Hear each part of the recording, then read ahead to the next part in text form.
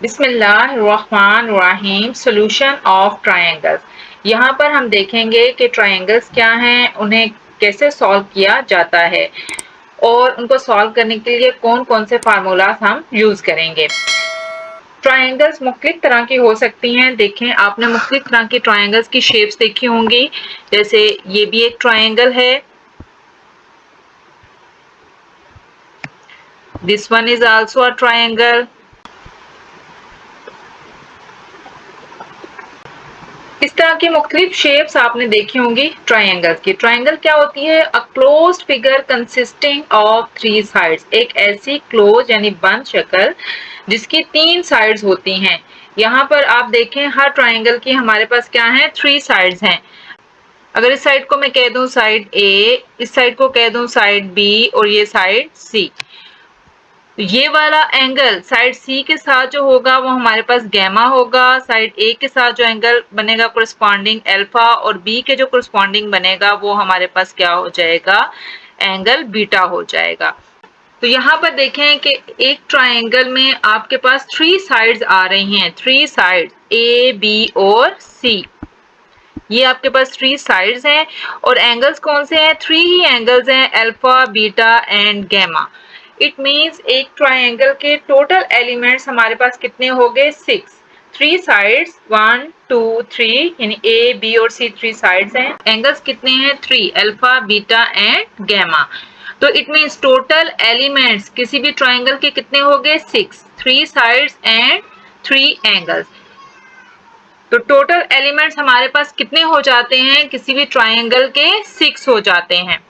इन elements को find out करने का प्रोसेस, यानी थ्री साइड्स और थ्री एंगल्स को फाइंड आउट करना, हमारे पास सॉल्यूशन ऑफ ट्रायंगल्स कहलाता है। यानी हमें ये तीनों साइड्स भी मालूम हो जाए और तीनों एंगल्स भी, तो हमने उस ट्रायंगल को सॉल्व कर लिया। तो सॉल्यूशन ऑफ ट्रायंगल क्या होगा? The process of finding the elements, यानी वो प्रोसेस जिसमें हम एलिमेंट्स फाइंड आउट करते हैं। एलिमेंट्स कौन कौन से? ये थ्री साइड्स और three angles of triangle is called solution of the triangle. यहाँ पर अब हमने यही देखना है कि हम ये थ्री साइड्स और थ्री एंगल्स कैसे फाइंड आउट कर सकते हैं। कि ये थ्री साइड्स और थ्री एंगल्स फाइंड आउट करने से पहले हम देखेंगे कि हमारे पास ट्रायंगल्स किस किस तरह की हो सकती हैं। एक होती है हमारे पास राइट ट्रायंगल और दूसरी होती है ओब्लिक ट्रायंगल। राइट ट्रायंगल क्या है? अगर किसी भी ट्रायंगल में एक एंगल 90 डिग्री का हो, क्या हो? अगर किसी भी ट्रायंगल में एक एंगल 90 डिग्री का हो। जैसे ये देखिए, हमारे पास ये जो ट्रायंगल है फर्स्ट वन, ये हमारे पास राइट ट्रायंगल है। दिस वन, ये वाला एंगल हमारे पास क्या है? ये 90 डिग्री का है। तो ऐसी ट्रायंगल क्या होगी? राइट ट्रायंगल होगी। और राइट ट्रायंगल के अलावा जितनी भी ट्रायंगल्स होंगी वो हमारे पास ओब्लिक ट्रायंगल्स होंगी। A triangle having no right angle, यानी जिसमें कोई भी राइट एंगल नहीं होता। इस फिगर को देखें आप, यहाँ पर कोई राइट एंगल नहीं है। इस फिगर को देखें, यहाँ पर कोई राइट एंगल नहीं है। राइट एंगल हमेशा किस तरीके से शो किया जाता है? ऐसे। जो भी ट्रायंगल इस शेप में होगी, ये स्ट्रेट लाइन, दिस वन और दिस वन, ये एंगल जो सा है हमारे पास राइट एंगल होगा। इस तरह से हमेशा बॉक्स से राइट एंगल को शो किया जाता है। बाकी जितने भी एंगल्स हैं वो इस शेप में शो किए जाते हैं। राइट ट्रायंगल को हमेशा स्क्वायर की फॉर्म में शो करते हैं। तो राइट ट्रायंगल को सॉल्व करने के हमारे पास फार्मूलाज अलग हैं और ओब्लिक ट्रायंगल को सॉल्व करने के हमारे पास फार्मूलाज अलग हैं। तो हमने क्या करना होता है? किसी भी ट्रायंगल को सॉल्व करने के लिए उसके थ्री साइड्स और थ्री एंगल्स हमने फाइंड आउट करने हैं, जिसके मुख्तलिफ केसेस हो सकते हैं। मे बी आपको वो दो साइड्स और एक एंगल दे दे, ऐसा हो सकता है दो एंगल एक साइड दे दे, थ्री साइड्स दे दे। तो आपने उस पर क्या है, ये फार्मूलाज अप्लाई करके जो रिमेनिंग वैल्यूज हैं उनको सॉल्व करना है। अब आगे हम देखते हैं कि इन ट्रायंगल्स को सॉल्व करने के लिए हम कौन कौन से फार्मूलाज यूज कर सकते हैं।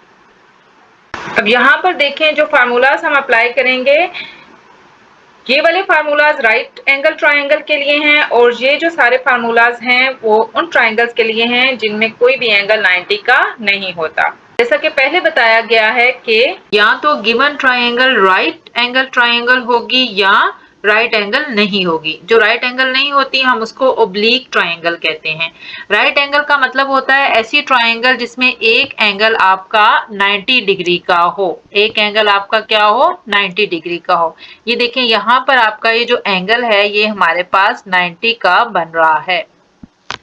इसके अलावा जो भी ट्रायंगल होगी वो राइट नहीं होगी। फर्स्ट के इस तरह से कोई शेप हो सकती है। देखिए यहाँ कोई एंगल 90 का नहीं है। ऐसे कोई शेप बना लें आप, है तो ये सारी ट्रायंगल, लेकिन इसमें 90 का कोई एंगल नहीं है। तो दो कंडीशंस आ गई, या तो राइट ट्रायंगल होगी या राइट ट्रायंगल नहीं होगी। जो राइट ट्रायंगल होगी वहां पर आपका एंगल यहाँ तो लिखा हुआ होगा एक एंगल 90 डिग्री का, या उस क्वेश्चन में लिखा होगा इन राइट एंगल ट्रायंगल। जबकि जहां पर राइट एंगल ट्रायंगल नहीं होगी वहां ना तो राइट का लफ्ज लिखा हुआ होगा और ना ही 90 डिग्री एंगल लिखा होगा, वहां लिखा होगा इन एनी ट्रायंगल एबीसी। अब अगर राइट ट्रायंगल होगी तो यहाँ आपने राइट ट्रायंगल के फार्मूलाज काफी बार इससे पहले भी क्लासेस में किए हैं। राइट ट्रायंगल में हमेशा इसके जो ऑपोजिट साइड होती है हमारे पास 90 डिग्री के ऑपोजिट, ये देखिए हमारे पास 90 डिग्री एंगल है, इसके ऑपोजिट जो साइड है उसको हम हाइपोटेन्यूज कहते हैं या वतर भी कहते हैं उर्दू में। लेकिन आपका मैथ्स जोन सा है वो यहाँ पर इंग्लिश में है तो हम सारे वर्ड्स इंग्लिश के ही यूज करेंगे। उसके बाद इसके साथ जो एडजेसेंट साइड होती है उसे हम बेस कहते हैं, और ये जो साइड होती है इसको हम कहते हैं परपेंडिकुलर। परपेंडिकुलर के लिए मैं उल्टा टी यूज कर रही हूँ। अब यहाँ पर भी एक एंगल होगा, यहाँ पर भी एक एंगल होगा। फर्स्ट करें मैं यहाँ पर इस वर्टेक्स को कहती हूँ ए, इस वर्टेक्स को कहती हूँ बी और यहाँ पर सी। तो इस ए के अपोजिट ये वाली साइड स्मॉल ए हो जाएगी, इस बी के अपोजिट ये वाली साइड स्मॉल बी और सी के अपोजिट ये वाली साइड स्मॉल सी हो जाएगी। अब देखिए यहाँ पर तीन तरह की रेशियोज आ जाती हैं। एक होती है हमारे पास साइन अल्फा, इसको आप साइन अल्फा साइन थीटा भी कह सकते हैं, क्योंकि यहाँ पर ए वर्टेक्स ले रहे हैं तो इसके ए के साथ जो हमारे पास एंगल बनता है वो अल्फा ही बनता है, इसलिए हमने यहाँ साइन अल्फा लिख दिया। अब साइन अल्फा क्या होता है? दिस साइड, ये जो परपेंडिकुलर है ओवर हाइपोटेन्यूज, साइन अल्फा होता है हमारे पास परपेंडिकुलर ओवर हाइपोटेन्यूज, जिसे उर्दू में अमूद बटा वतर कहते हैं। और कॉस अल्फा होता है हमारे पास ये वाली साइड बेस ओवर हाइपोटेन्यूज। देखें साइन में परपेंडिकुलर आ रहा है और कॉस में बेस, हाइपोटेन्यूज दोनों में नीचे आ रहा है। और टेन अल्फा क्या हो जाता है? इन दोनों फार्मूलाज में देखें ये हाइपोटेन्यूज कैंसिल हो जाएगा तो पीछे बच जाएगा परपेंडिकुलर ओवर बेस, यानी this side over this side. बहुत से टीचर इसको उर्दू में कुछ ऊ कु अक करके भी फार्मूला याद करवाते हैं या कुछ करली ब्राउन हेयर्स करके, तो ऐसा कोई मुश्किल नहीं है बेटा। यहाँ पर आप देखें कि ये परपेंडिकुलर है यानी अमूद बटा वतर, ये वाली साइड दिस, ये वाली साइड, और उसके बाद जो दूसरी साइड बच जाती है बेस ओवर हाइपोटेन्यूज करेंगे तो कॉस हो जाएगा, और टेन में हाइपोटेन्यूज ने खत्म हो जाना है, बाकी दो साइड्स रह जाएंगी परपेंडिकुलर ओवर बेस। एनीवे आप जिस तरीके से भी इसको याद करना चाहें। एक तो ये आपने तीन रेशोज याद रखनी है। इसके अलावा यहाँ पर आपने एक और चीज भी याद रखनी है कि किसी भी ट्रायंगल यानी मुसल्लस के एंगल्स, कितने एंगल्स हुए इसके? 3 एंगल्स, अल्फा बीटा गैमा, उन सब का सम 180 होता है। यानी किसी भी मुसल्लस के जावियों का मजमुआ या sum of 3 angles of a triangle is equal to 180। एक आपने ये चीज यहाँ पर याद रखनी है।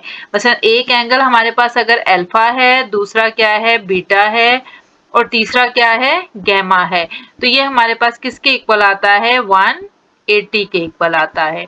एक आपने यहाँ से ये फार्मूला भी जहन में रखना है। समटाइम्स ऐसा भी होता है कि दो एंगल्स दे दिए जाते हैं और तीसरा एंगल निकालना होता है, तो हम इस इजी से वे से फाइंड आउट कर लेते हैं। अब जब ट्रायंगल राइट एंगल ट्रायंगल नहीं है तो फिर हम क्या करते हैं? उस ट्रायंगल को हम लॉ ऑफ साइन और लॉ ऑफ कोसाइन से सॉल्व करते हैं। ट्रायंगल को सॉल्व करना क्या होता है कि उसकी कोई सी भी 3 साइड या 3 एंगल्स, ठीक है, 3 साइड्स एंड 3 एंगल्स में से कुछ वैल्यूज आपको दी जाएंगी, बाकी वैल्यूज जो हमने हैं वो फाइंड आउट करनी होती हैं। अब लॉ ऑफ साइन क्या है हमारे पास, a over sine alpha is equal to b over sine beta is equal to c over sine gamma.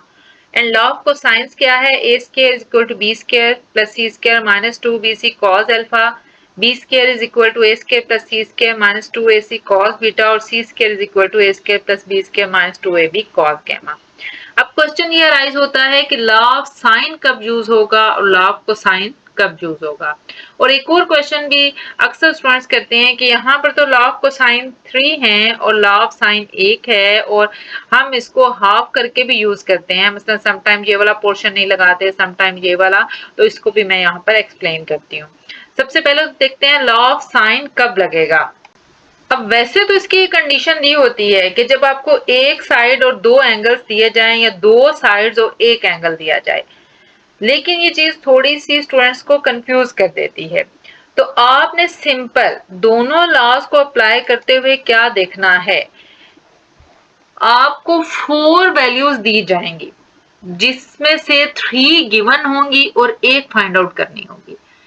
Total आपको कितनी वैल्यूज दी जाएंगी, 4, ठीक है।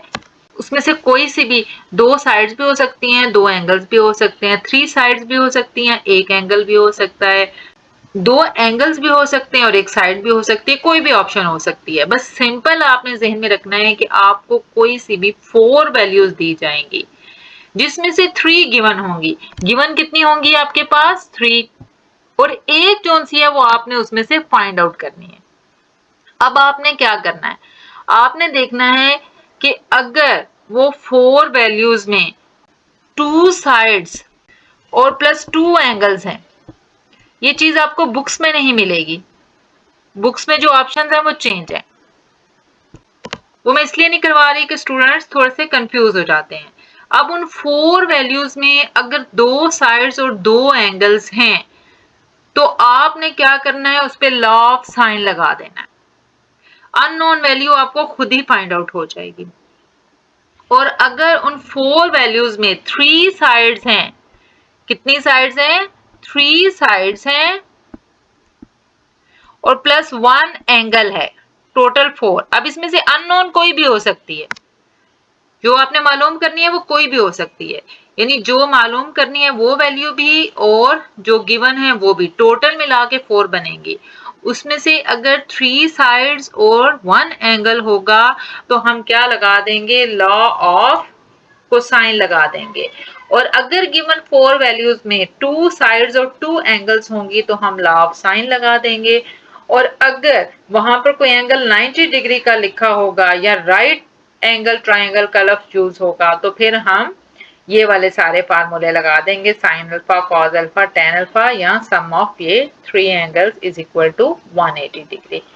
ये जो लॉ ऑफ साइन और लॉ ऑफ कोसाइन है, इसको अप्लाई करने की दो कंडीशंस अलग अलग दी होती हैं। मैं फिर बता रही हूँ कि वो कंडीशंस थोड़ा सा कंफ्यूज करती हैं। तो आपने टोटल 4 ऑप्शंस देखनी है। 4 में अगर आपके पास 2 साइड्स और 2 एंगल्स होंगे तो लॉ ऑफ साइन लगाना है, अगर 3 साइड्स और 1 एंगल होगा तो लॉ ऑफ कोसाइन लगाना है। क्वेश्चन करवाते हुए मैं इसको मजीद आपको एक्सप्लेन करती हूँ।